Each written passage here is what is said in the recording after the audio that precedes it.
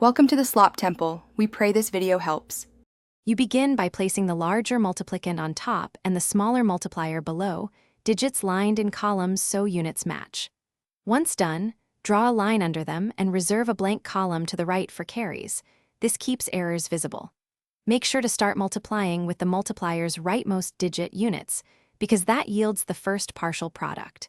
As you work, write each partial product on a new shifted row. This step-by-step alignment prevents misplaced digits later.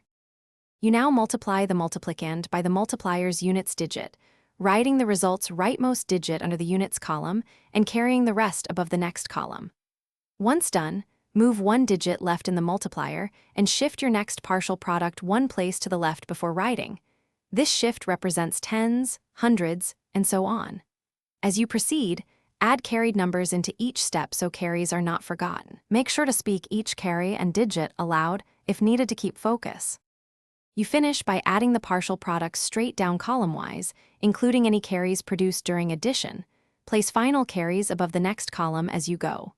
Once the sum is complete, read the final product left to right. If something looks off, estimate by rounding both numbers to one or two significant digits and multiply to check the result's approximate size. This tells you quickly whether a misplaced shift or forgotten carry occurred.